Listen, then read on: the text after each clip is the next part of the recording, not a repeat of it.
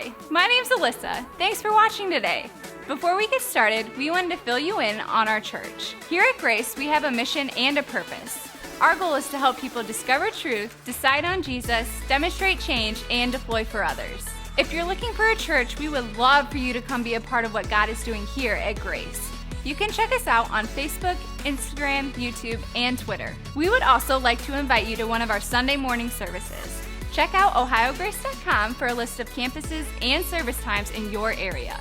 We have a great time gathering for music, hanging out, and learning about who God is and how that affects our lives. Thanks for watching, and we hope to see you here next week at Grace. How you guys doing this morning? All right, happy Father's Day to all you dads out there. We're glad that you guys are here.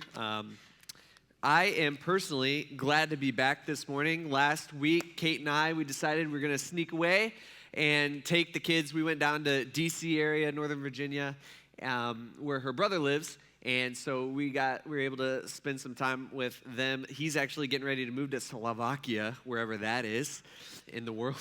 And so we knew we wouldn't be able to see him much. So we snuck down there last week, and it's kind of good to get away sometimes. You guys, we all understand that.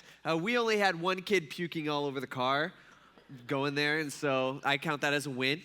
We've had more, but yeah, so I can honestly say I'm glad to be back this morning too. So here at Grace for the last 5 weeks or so, we have been really studying and diving into the book of James. And really, we say book, but it's actually a letter that a guy named James, he was actually Jesus' little half-brother, wrote to a bunch of Christian people. The church is brand new. It's 2,000 years ago, right after Jesus is resurrected, and the church is just starting, and James is writing to all the Christians saying, hey, this is how you live the Christian life. Okay, and that's one of the things I like about James the most is it is extremely practical. He's just like, just do this. Don't do this. Do that. Don't do that. It's just super simple, very hard for us to actually do it, but super simple for us to understand. James is so practical. It's almost like those of us in here who are Christians, which isn't all of us, I'm sure, but we're trying to live the Christian life. We're trying to live the life that God has called us to live. And here's James. He's just like, oh, you want to live the Christian life? I'm going to write you an owner's manual for that. And that's what the book of James is. And so it's very practical for our life, and he goes over stuff that every single one of us struggle with. And the thing that we're going to be talking about today is something that I think every single person in this room, Christian or not, doesn't matter, every single one of us, this is the biggest thing I think that we struggle with. And I don't think we know it, all right? I don't think we recognize it in our life. And so we're going to be talking about today something that we all just fail at miserably, and we're going to be talking about our words. We've all had those horrible moments in our life where we have been speaking to somebody, and we've said something that it's like we talk before we think, and it's like our brain finally catches up, and we're like, oh no, it's like you're reaching out for those words that you just said, but you can't do anything about it because they're already out there. You guys know what I'm talking about? Okay, yeah, all right, we do this, we do this all the time. I remember one time in college, we were all in the cafeteria, we're all at a big table, and me and my friends, and for some reason that day, I don't know why, I don't know what the deal was, but we were talking about death. Okay, as college students, we're talking about like life expectancies and how long we're gonna live and what we think and how women get to live longer than men, and how that's not fair, just all this kind of stuff. So we're all talking about this stuff, and there's this girl who we all knew. She was sitting at our table. She was kind of sitting a couple seats away, and she wasn't like really part of the conversation. So me being the really, really, really nice guy that I am, and also a really smart guy that I am, I kind of reached out to her, and for some reason I stated the question this way. I don't know why I did it. I would take it back if I could, but I said, hey Sam, what's your life expectancy? I don't know why I said it like that, but I did. And she didn't like smile at me. She kind of gave me a serious look, and she was like, you mean what I think or what the doctors say? And at that moment, we're all like shouting over each other and yelling at each other and just laughing. And at that moment, the whole table is like silent, super awkward. And I'm like, what you think? You know, how do you answer that question? You can't answer that question. And so she went on and told me that the doctors were saying 3 years, but she thinks it'd be a lot longer than that, and just all this stuff. And you guys, maybe not something exactly like that, maybe, but we've done that before. We've said something where just like, I would give anything to take that back and not be in this situation right now because I'm an idiot with my words, right? Okay, all right, good. That's what we're going to be talking about today, in a sense. James has so much to say about this subject. It's almost like James knows that every single one of us, that most of us, this is our biggest issue. Okay, and again, I would say, and I think it's fair to say that for all of us, especially us as Christians, I think this is the thing that we are the worst at in our life. Right? And James is kind of talk about that. So that's where we're going today. And before we get rolling, let me just say this. Today, as we're going through this, I'm not talking about your wife's mouth. I'm not talking about your husband's mouth. I'm not talking about your kids. I'm not talking about your parents. I'm not talking about your coach. I'm not talking about anything like that. We're going to be talking about you, okay? We're talking about our mouths, the words that we say. I think it's our tendency as a really good Christian to come in here in church every Sunday. We sit down in the seat. You know, we're all comfortable. We know we got our certain spot. I know how we are. And we're sitting there and we hear what the Bible, what God has to teach us for the day. And a lot of times we think to ourselves, we have this tendency. It's like, oh, man, I really wish my boss would hear that today. You know? Or this person really needs to hear that. You know what I mean? We all do that. We do that. Don't do that today, okay? That's my challenge to you. I don't want you to do that today. Don't think about your boss. Don't think about your wife. Don't think about, all the people that are harming you. Let's say that. I want you to think about your mouth and your words, all right? We're all on the same page here? Okay, let's get rolling. James, we're already in chapter 3. We're so excited. All right, we're making some progress. James chapter 3, it's been a long time. Here we go. James chapter 3, verse 1. He says, "Not many should become teachers." Now, the word teachers here, he's not talking about those of you who are teachers at Tiffin or teachers at Old Fort or Hopewell or Seneca East, wherever you guys all are at. He's not talking about teachers in school. Actually, what he's talking about is he's talking about teachers within the church. So, doing what I'm kind of doing right now. So, he says, "Not many should become teachers, my brothers, because you know that we will receive a stricter judgment."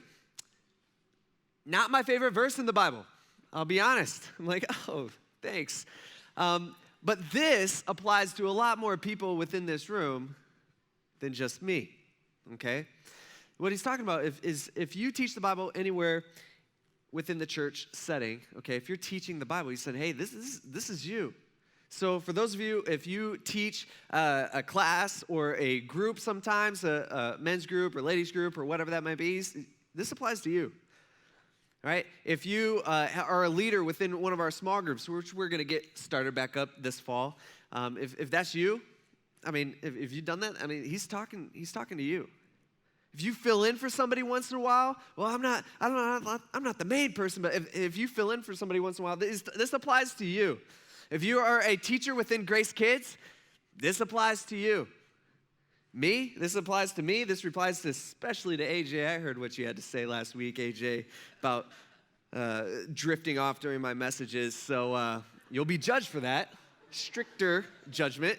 And focus in, okay? I know that's what you want to hear. That's what you have to keep telling yourself. Focus back in, AJ. Focus back in, AJ. So I'll be looking at you a lot today. But let's talk about this real quick. What's he saying here? The Bible tells us that once we start a relationship with God, that God moves into our life and our eternity in heaven is fixed. Okay, it's done, it's set, it's ready to go. And we do that, the Bible's like super simple, all right? To get that done or to start that relationship with God, all we have to do is ask.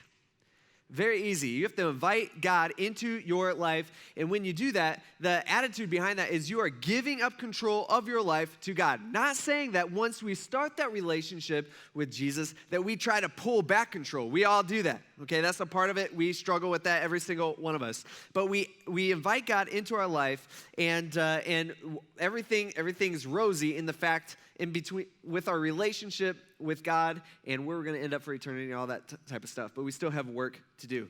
And so that's what James is pointing out in his letter. He's saying, hey, the way we live our life, it still matters. So as a Christian, it's not you do all this good stuff to impress God. It's, hey, you realize you're a horrible person, and so you go to God and say, hey, please take me in. And God's like, yeah, I'll do it. But at the end of your life, he's saying God's still going to evaluate your life. Not whether you get to go to heaven or hell, but he still evaluates it. And so James is telling us, he's saying, hey, if you're a teacher at church, God's going to evaluate your life harder than everybody else. Kind of scary. I think that's one of the reasons why James says you need to be quick to listen, slow to speak, that we talked about weeks ago at the beginning of his letter. This should make us think twice before we talk. All right, I think a lot of times, what God has given us is he's given us a pause button in our life. Quick to listen, slow to speak. But I think the thing that he hasn't given us is he has not given us a rewind button. I think that's what a lot of us wish we had. It's like, well, if God would have, he hasn't given us a rewind button, but he has given us a pause button. Say, hey, you need to stop, hold up, just take a step back. Are you sure you want to say what you're about to say? That's what we should be thinking about. We need to think before we talk. And the problem is, when we get up and teach, we are using the most dangerous part of our body. Our most dangerous weapon, in a sense. And James is going to explain that. So, first, he gives us this quick warning to teachers. He's like, by the way, for what I'm about to say, teachers, this is especially on you, but this is for all of us. Check this out. He even says it. He says, hey, for we all stumble. So now, he's not just talking to me. He's not just talking to AJ. He's not just talking to you teachers who are teaching here at church. Now he's talking to everybody. He's like, hey, okay, you guys, it's going to be stricter for you, but for everybody in church, all of us Christians, he says, we all stumble in many ways. If anyone does not stumble in what he says, he's like, man, he is mature. He's saying, hey, all right, if you live your life in such a way that you don't, trip up on what you say, that you control your mouth and you don't mess up in any way with what you say and you control your words, he's like, whoa, that's impressive. You are so mature. You are a mature Christian. You have reached another level. And if you can control your mouth, and if you can control what you say, he's like, you're also able to control the whole body. Okay, if you could control this part of the body, this tiny little piece, your mouth, he's like, you could control everything. You should have everything in your life under control. Right? Interesting, he says that. And then he's going to give us 3 examples, just in case we don't quite understand what he's saying. He says this next verse. He says, now, think about this. First of all, we got any horse people in here? Not in here? Okay, there's some that are, okay, we got a few of you guys. No one wants to raise their hand, that's fine. No one wants to admit it, I guess. But he's like, hey, if there's horse people out there, you like horses, you have horses, all that kind of stuff. He's like, hey, if we put bits into the mouths of horses so that they obey us, he's like, think about it. We direct their whole bodies. He says, it's interesting, when you ride a horse, the horse is controlled just because of this 5-inch piece of metal that you stick in their mouth. It's a bit really tiny compared to the giant horse. Now, in here, it doesn't sound like we have very many horse people, so we'll move on from this. Maybe we got some boat people in here. If you're boat people, he has one for you. He says, think about this. Consider ships. Though very large and driven by fierce winds, they are guided by a very small rudder wherever the will of the pilot directs. And so here, James and his audience that he's writing 2,000 years ago to, he's thinking of a huge ship. I mean, we understand this. A huge ship, big mast, big sails, tons of cargo in there, literally tons of cargo, and a bunch of people living on there for months at a time. That's what he's thinking of. And he's saying, hey, think about a ship like that. What controls it? Well, a tiny rudder compared to the size of the ship. Interesting, he's just pointing it out. Now he's going to connect it to our mouths. He says, so too, though the tongue or the mouth are words that we use, he says, is a small part of the body, man, it boasts great things, big things. He says, consider how small, like a fire sets ablaze a large forest. This is something that we hear about on the news every summer, California is always burning down, it seems like, where someone starts a campfire, someone, throws down a cigarette or a lighter or whatever it might be, a match, and it's like it turns into something that's uncontrollable, huge forest fire where millions of acres are burned down, just tons of money lost, all because of something so small. And so James is pointing out to us, he's saying, hey, look at how something so small can make such a big impact. It's crazy. He says that's the same thing with our mouths. It's the same thing with our words. And our words are powerful. I mean, our words are so powerful. If you don't listen to anything else I have to say, AJ, for the rest of the message, okay, and this is what I want you to walk out remembering. Your words, the things that you say, are way more powerful than you understand. I mean, they're so powerful. They mean a lot. I can't even, explain it. I mean, our words impact. Think about it. Self-confidence, whole childhoods, the way we think, what we do. Our words have impacted the way that we look at ourselves in the mirror every morning. It's all impacted by words. And our problem is we struggle with controlling our words. See, we take words, we use them the wrong way, we say things that we shouldn't say, and then we say things like, well, that's not what I meant, or that didn't come out right, or hey, I didn't intend to hurt them. I didn't know that was going to hurt them that way. And then what we do, all of us, is we take more words and we try to explain and defend the first words that we have, sent out, and then we are shocked when they're not immediately better.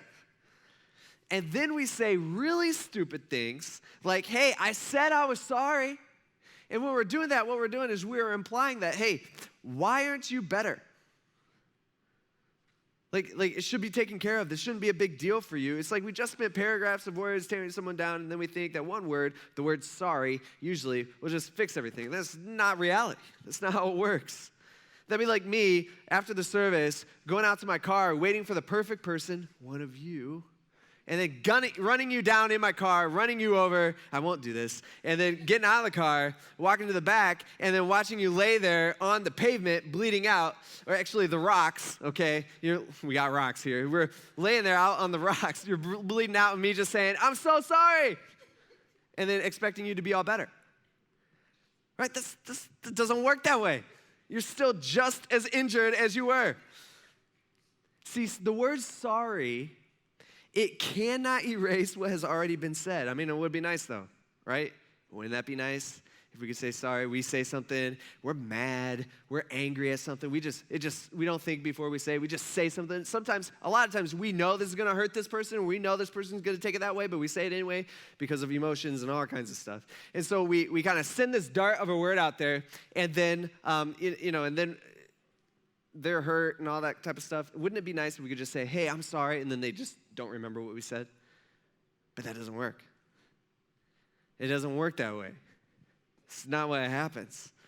See, we got to understand that our words are not equally weighted. Like, words just aren't. I don't know how to explain it. It's just true. Like, hurtful words and criticism, they just weigh more. It's just how it is. Like, you could go say 100 good things to somebody and always be nice to somebody, but you say one negative thing to them, that's the thing they're going to remember. It just weighs more.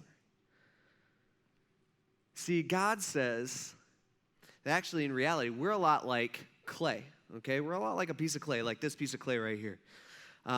We are molded and shaped, and actually when we start a relationship with God, that's what God starts doing in our life. He starts shaping us and molding us the way that he wants us to. But people, God's not the only one that shapes us.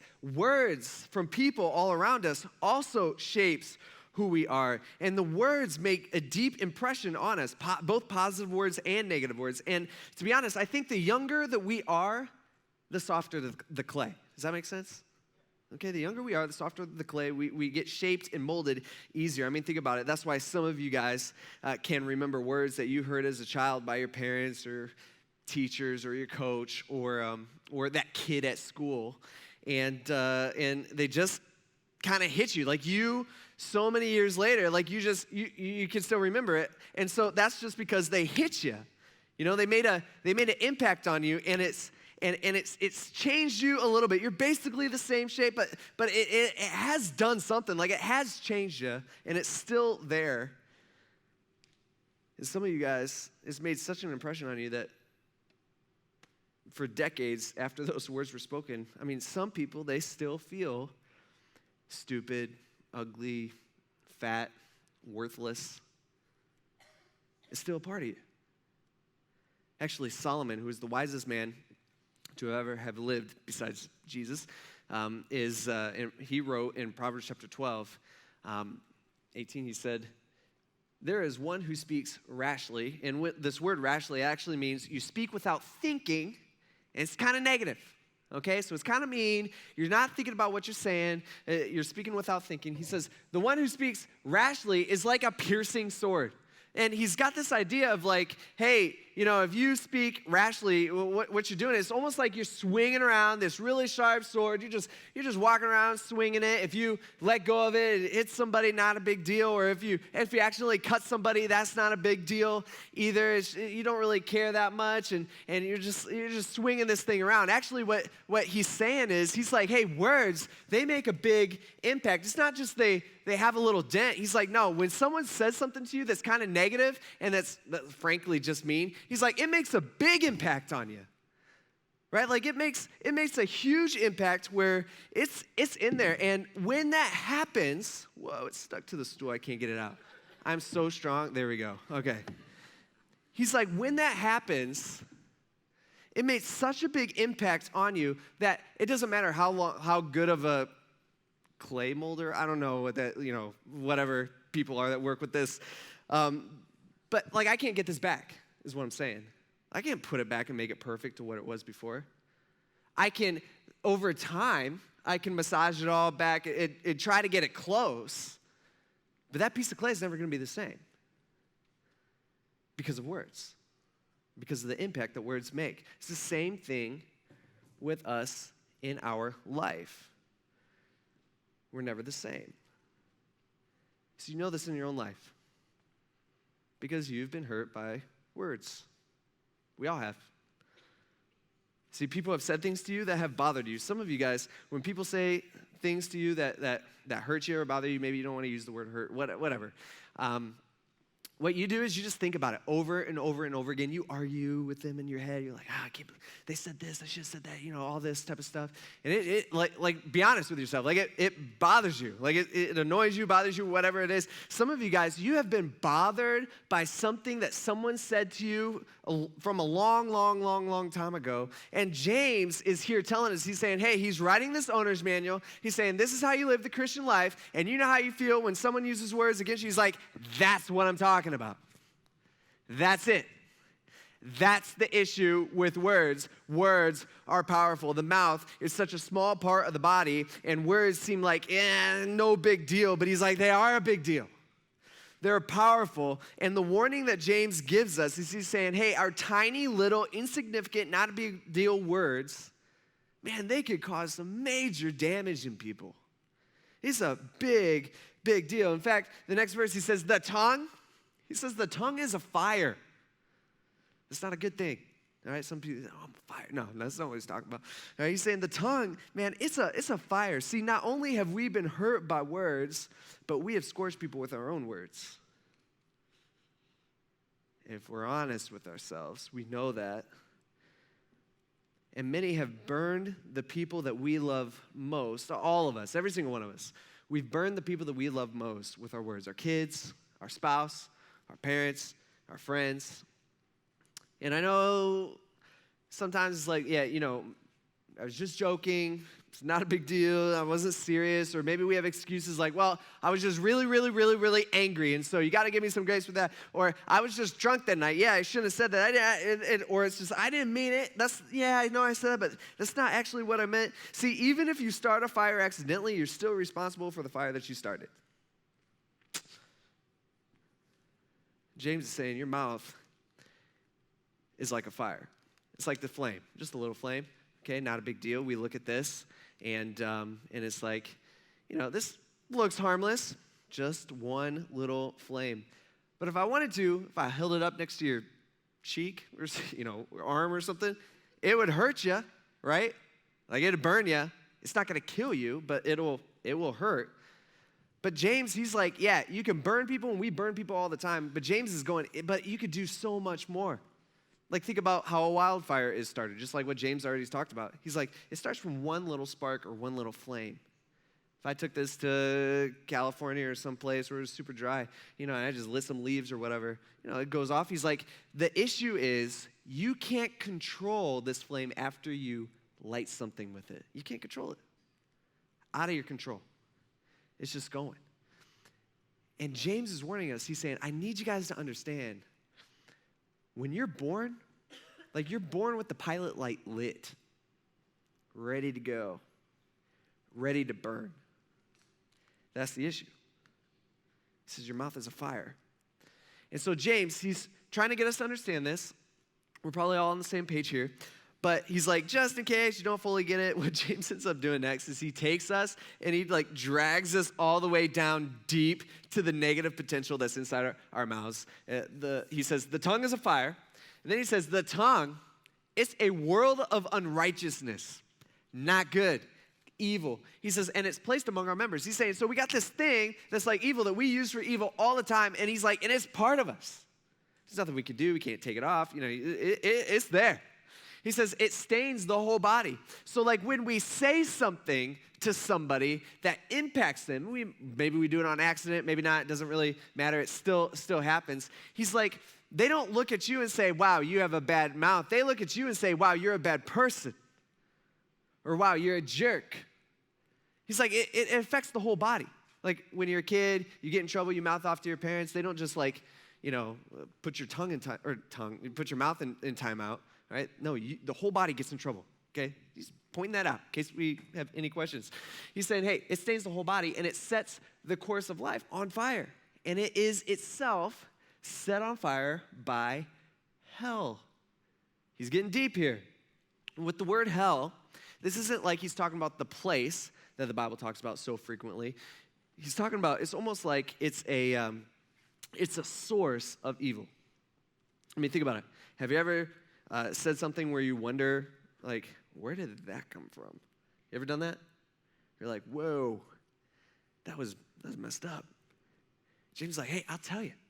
I know exactly where that came from. That came from within you. That came from inside of you. Because you, at the core, are evil. I, at the core, am evil. We are evil, messed up, broken people. Thank goodness God loves us and has a Savior. Next verse. He says this, another example. He's like, so maybe you're not a horse person or a boat guy or firefighter, I don't know, fire thing, but he's like, hey, think about this. Maybe you're an animal person. Every kind of animal, bird, reptile, like start naming them off. Bird, reptiles, and fish, they've all been tamed. It has been tamed by humankind. Interesting. He's just pointing this out. Like, think about it. Most of us, we have dogs and cats at home that we've tamed, and that's easy. But mankind, we've tamed a lot harder animals than that. Like, we've tamed elephants and stuff, We've tamed whales. I don't even know how you tame a whale. Like, how do you start taming a whale? Like, little whale, because you probably start when they're young, stay. What? I don't know what you do with that or how that works, but we do it. People do it. I don't do it. But he's like, think of all the animals that we've tamed. Just this past week, just last week, when we were in D.C., we went to the National Zoo. We took the kids. They want to go. And so we're all looking at, one of the animals that we got to look at was the lions, okay? So you got like 2 male big lions. And I'm looking at those things, and I'm like, that's a big animal. A little bigger than I think. You think lions from I grew up with Lion King and stuff like that. I'm like, not a big deal. I'm like, that's a big animal. And I don't know if any of you guys are like me, but this is just, because the kids are watching, they just stare at it for a long time and kind of boring. But I'm standing there, and as a guy, I think other people do this, I'm like, all right, what if that thing scaled this wall, got out, started mauling that guy over there and that girl over there? What would I do? Then I start kind of looking around for a weapon. Any of you guys do this where you're like, I'd grab that, I'd push that guy out in front, grab my kid. Any of you guys do that? Okay, yeah, that's kind of what I do. Entertains myself, I don't know. And And so I'm doing that. But what James is saying, he's not saying, hey, oh, you've taken this lion and you taught the lion how to sit. Good job. Or you roll over, lion. That's not what he's talking about. He's talking about mankind. He's saying, mankind on this earth, we're top dog. Like, we are over the lions. Yeah, if we're out in nature, one-on-one, the lion will kill us. But he's just kind of pointing out, he's like, hey, it's interesting. Instead of running away from lions, we actually gather and flock to go see the lions as we sit there with our popcorn, eating and going, that's a lion, He's like, interesting, right? Like mankind has tamed all sorts of animals, but no one can tame the tongue. So he's pointing this out. He's like, mankind, we've tamed whales and elephants, and we're the top, we're the top of the food chain and all this stuff. He's like, but we can't even tame the little thing in our mouth. We can't tame our mouth. He says, it's a restless evil full of deadly poison. We all got it. We're all the same. It's an issue.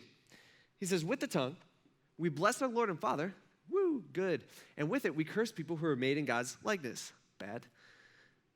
He says, blessing and cursing come out of the same mouth. He says, my brothers and sisters, guys, these things should not be this way. He's like, that's not how it's supposed to be.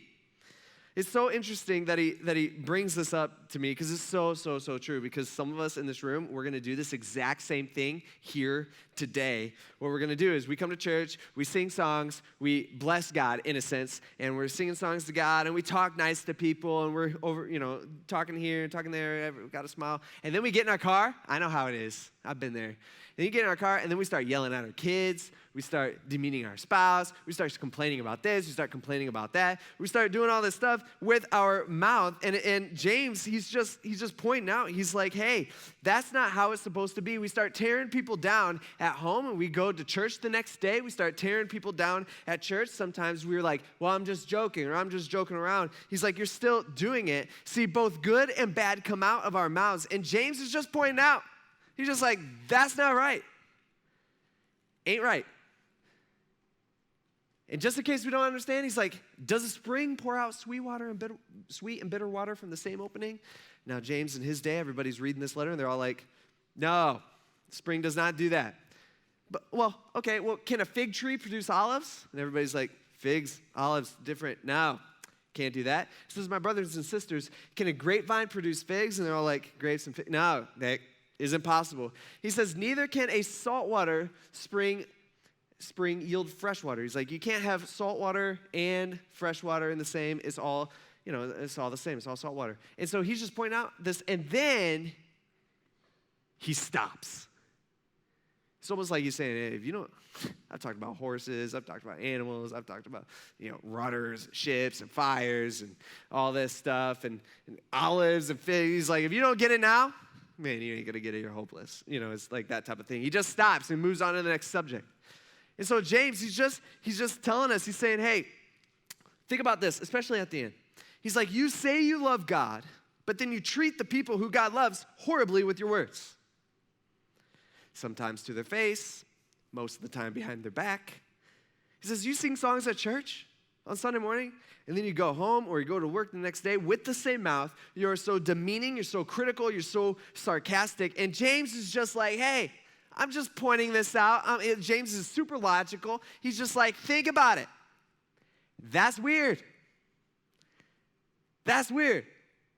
We bless God, we sing our songs, and then we go, and the same people that God loves so dearly, we bring down. He's like, that's weird. It shouldn't be. That should be impossible.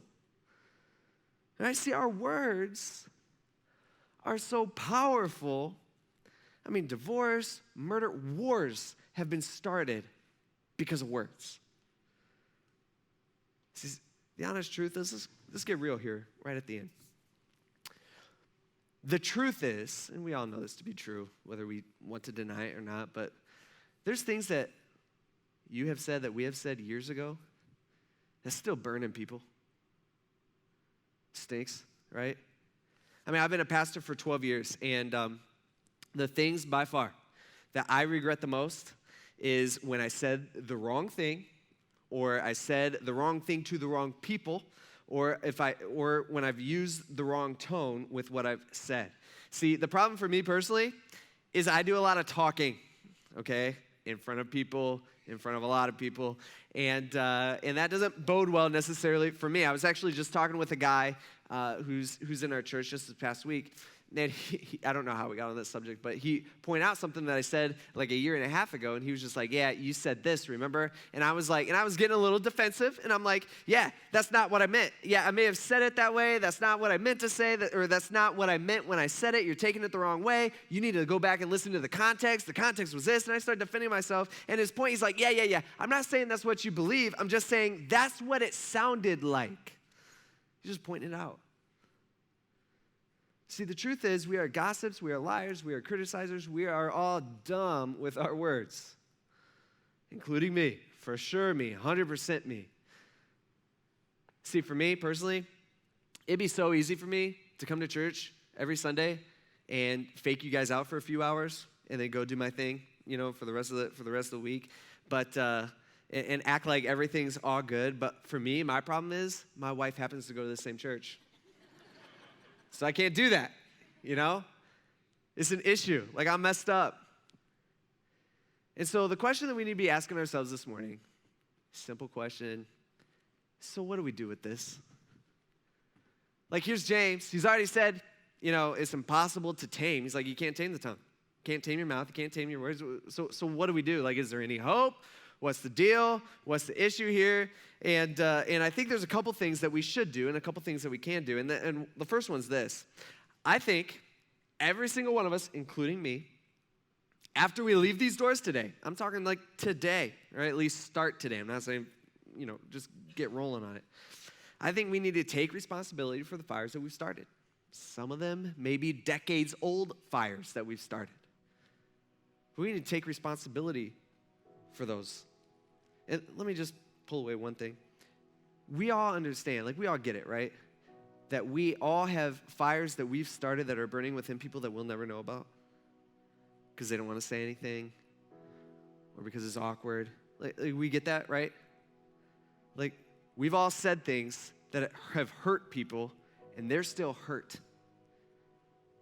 I don't know if there's anything we can do about that. Something we've said in the past, we don't know about it. But if we all sit there and think, actually try, we can all think of things that we've said to people, even if we didn't mean it, even if they took it the wrong way or whatever. If we're honest with ourselves, we could think of people in our life who we have burned with our words. And I think we just need to own it. I'm talking like a conversation with them. Letting them know. It's not just okay, God, I own it. It's you going to that person and saying, hey, I said this. I actually kind of meant that. Don't even defend yourself, actually. Just say, hey, I said this. I shouldn't have said that. That wasn't the right way. Whether I meant it or not, I'm sorry. Now, saying sorry again doesn't erase it, but it does help. And I think taking ownership of the fires that we've started, in my limited experience, is just what I've noticed. When we do that, those fires start to go out on their own. Remember, they're already out of your control. You can't control them. But I think, from what I've seen, they start to go out on their own. And so that's the first thing that we should all be doing. Whether you're a Christian or not, this really applies to everybody. All right, we should be doing that. The second thing is, we need to be careful with our words. We need to be careful. We need to think before we talk. Especially, let me just say this, especially if you are in a place of authority. If you are an owner or a manager or a supervisor or a coach or a mom or a dad or a teacher or a grandparent or whatever, you're in some leadership within our community, whatever that might be. You're in leadership within, the factory or wherever you work, you're a team leader, and you're all those things, and you're a Christian. If you're a coach and a Christian, if you're a mom and dad and a Christian, or a parent, or a grandparent and a Christian, you better watch your words. You gotta watch your words. You need to be careful about what you say, because your words in a place of authority, they weigh more. They just do. And so watch what you say Like what James says, be quick to listen, slow to speak. Can I just point one more thing out to dads? This is Father's Day and all that stuff. But for you, I don't know why this is. You can argue, you could disagree with me if you want. I don't care. But dads, just from what I've seen, your words, for some reason, they just weigh more. Like they mean more at home with your kids. And so you need to be extremely careful with what you say.